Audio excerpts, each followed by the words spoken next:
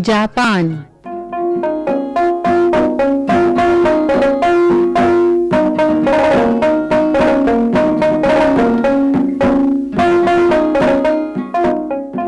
गुड़ियों का त्योहार आने वाला है। तोको के पास बहुत सी गुड़ियां हैं। वो गुड़ियों के नए कपड़े बनवाना चाहती है। अपने सुई धागों की पिटारी खोले दादी माँ तोको की इच्छा के अनुसार गुड़ियों के रंग-बिरंगे कपड़े बनाती जा रही हैं।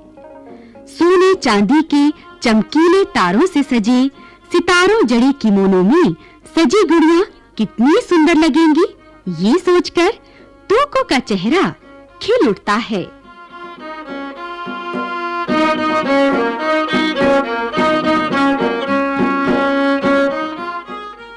तोको जापान देश की राजधानी टोक्यो के समीप एक गांव में रहती है। उसकी उम्र 10 वर्ष है। जापान में मार्च मास के तीसरे दिन गुड़ियों का त्योहार बड़े धूमधाम से मनाया जाता है। ये त्योहार मुख्य रूप से लड़कियों का है, परंतु है ये राष्ट्रीय त्योहार। पूरा राष्ट्र इसे बड़े हर्ष और उल्लास से मनाता है। सभी लड़कियां रंग-बिरंगे कपड़ों में सजी अपनी सबसे अच्छी गुड़ियों के साथ मेले में जाती हैं। वहां तरह-तरह के खेलों और खाने-पीने की चीजों की दुकानें होती हैं। सर्वश्रेष्ठ गुड़ियों को पुरस्कार दिया जाता है और फिर वे गुड़ियां प्रदर्शनी में रखी जाती हैं। 5 मई को लड़कों का त्योहार होता है, जिसमें लड़के अपने-अपने घरों की छत पर मछलियों के आकार के गुब्बारे उड़ाते हैं।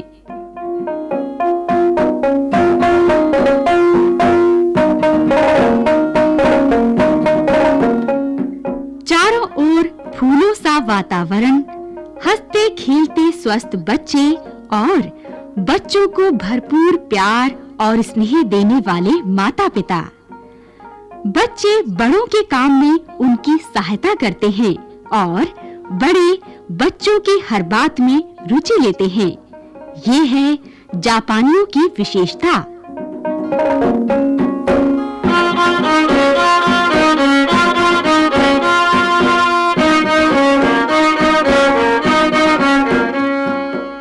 द्वीपों का देश जापान सूर्योदय का देश कहलाता है, क्योंकि पूर्व में उगते सूर्य के दर्शन सबसे पहले जापान को ही होते हैं।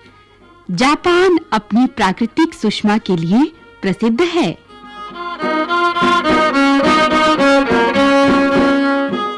चारों ओर समुद्र से घिरा जापान छोटे-बड़े द्वीपों का देश है। जापान का 3/4 भाग पहाड़ी है। फूजी पर्वत यहाँ का सबसे ऊंचा पर्वत है। जापानी इस पर्वत को पवित्र मानते हैं।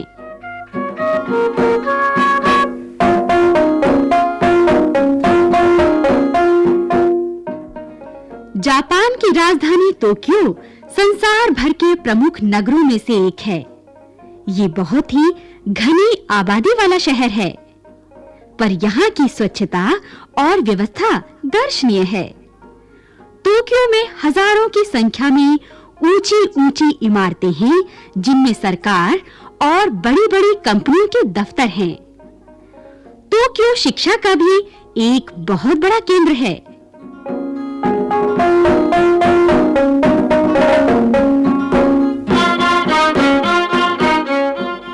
टोक्यो जब कभी टोक्यो आती है, यहाँ के बड़े-बड़े भवनों तथा फैक्ट्रियों को देखकर चकित रह जाती है।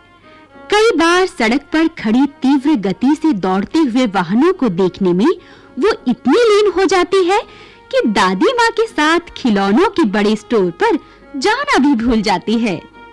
स्वचालित मशीनों तथा उन पर बनने वाली वस्तुओं के बारे में वो अपने चाचा से पूछते नहीं थकती।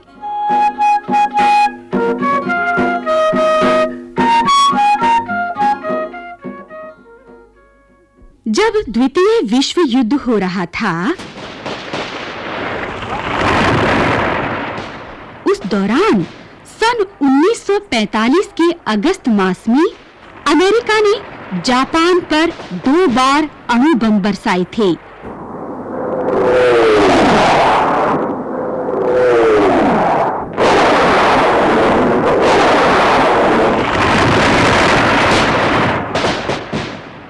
इसमें सबसे अधिक विध्वंस जापान के हिरोशिमा और नागासाकी शहरों में हुआ था। इन शहरों में लाखों निरीह पुरुष, स्त्रियां और बच्चे मारे गए थे। ये अमानवीय आक्रमण था। इससे जापान कमजोर हो गया, परंतु उसने आत्मबल और साहस नहीं छोड़ा। वो इस विध्वंस से निर्माण तथा विकास की ओर अग्रसर हुआ। इस निर्माण कार्य में जापान में ऐसी औद्योगिक क्रांति आई कि ये देश समृद्ध देशों की पंक्ति में आ गया। इसका मुख्य कारण है जापान के लोगों का परिश्रमी स्वभाव। किसान हो या श्रमिक, विद्यार्थी हो या कामगार, अपने कार्य को वे इतनी लगन से करते हैं कि सफलता उनके कदम चूमती है। किसी भी कारखाने या कार्यालय को देख लो, कोई व्यक्ति खाली खड़ा या बातें करता दिखाई नहीं देगा। सभी अपने-अपने काम में लगे होंगे।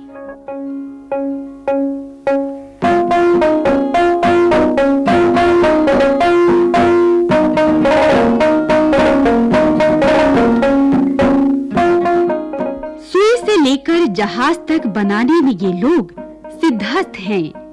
इसीलिए तो विश्व भर के बाजार जापानियों की मेहनत और ईमानदारी से बनी चीजों के ग्राहक हैं।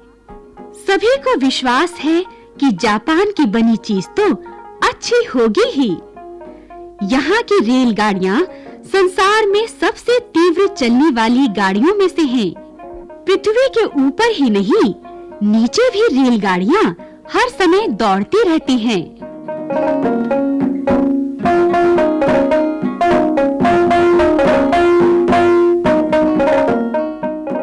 जापानी लोगों के घर तो बस देखने लायक होते हैं। इनके घर अधिकतर लकड़ी से बने होते हैं। जापान के पहाड़ी वनों में इमारती लकड़ी बहुतायत से मिलती है, इसलिए जापान के पारंपरिक घर लकड़ी से बने होते हैं। इनका फर्श भी लकड़ी का होता है। इसके ऊपर चटाई की तह होती है, जिसे तातामी कहते हैं। इन घरों में कमरे बनाने के लिए पक्की दीवार बनाने की बजाय खिसकाए जा सकने वाले फ्रेमों के पर्दों का प्रयोग होता है, जिन्हें शोजी कहते हैं। शोजी को खिसकाकर कमरों को छोटा बड़ा किया जा सकता है। शोजी के पर्दों पर बहुत सुंदर चित्रों या डिजाइन वाले कागज लगे होते हैं, जिनसे प्रत्येक कमरा बहुत सुंदर दिखता है। टोको का घर इतना साफ सुथरा और सुंदर है कि बस देखते ही बनता है।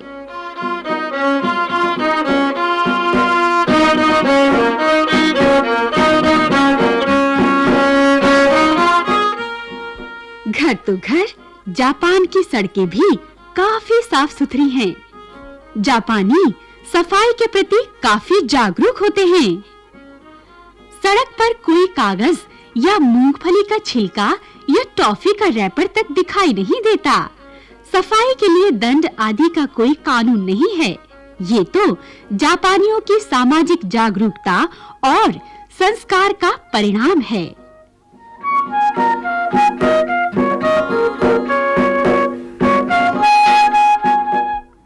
जापानियों का मुख्य भोजन है चावल और मछली।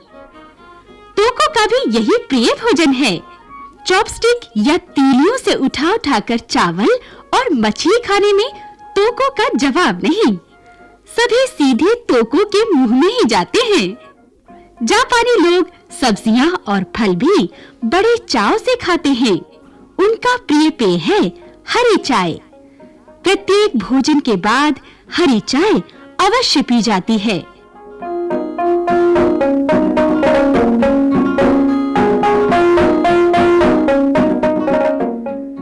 जापानियों में अतिथि सत्कार की परंपरा प्रसिद्ध है। ये लोग घर में आए मेहमान को भगवान से कम नहीं समझते। ये मेहमान का झुक-झुक कर अभिवादन करते हैं। अपने पारंपरिक तरीके से चाय पिलाकर ये अतिथि का सत्कार करते हैं। बच्चे दौड़-दौड़ कर उसके लिए आवश्यक वस्तुएं जुटाते हैं। वैसे तो रोज ही घरों को फूलों से सजाया जाता है, परंतु मेहमान के आने पर तो बस गुलदस्तों की बहार ही आ जाती है।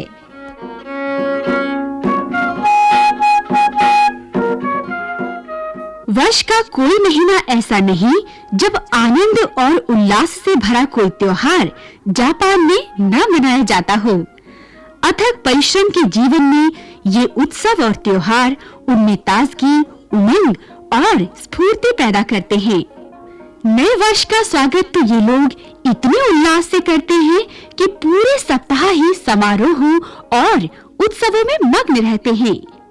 रंग-बिरंगे सुंदर कढ़ाई वाले नए किमोनो पहने लड़कियां तथा महिलाएं और पारंपरिक वस्त्र धारण कर पुरुष मंदिर में भगवान बुद्ध के दर्शन करने जाते हैं।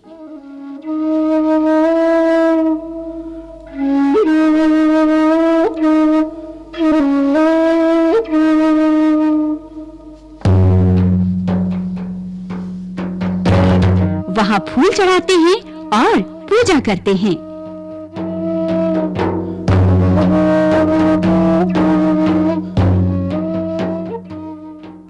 अधिकतर जापानी लोग बौद्ध हैं।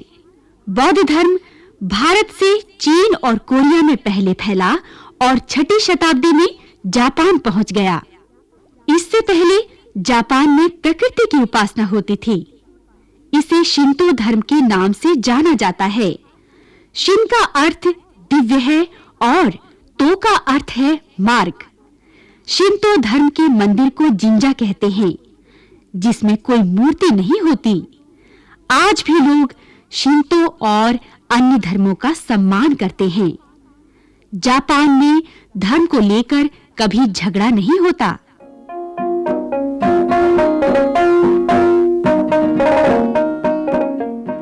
जापान फूलों का देश भी है। विशेषकर चेरी का फूल तो जापान का अपना फूल है।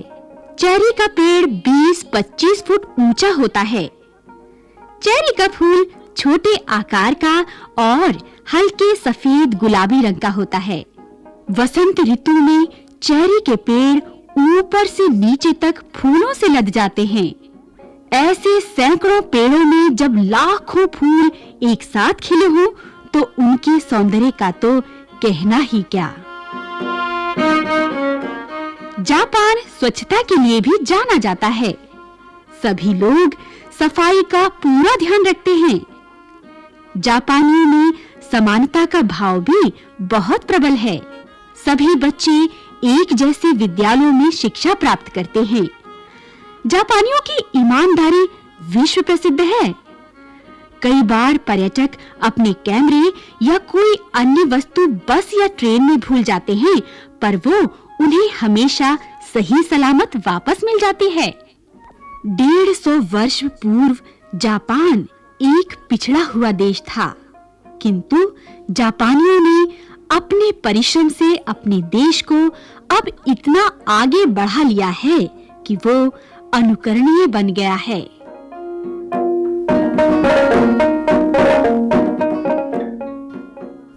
जापान।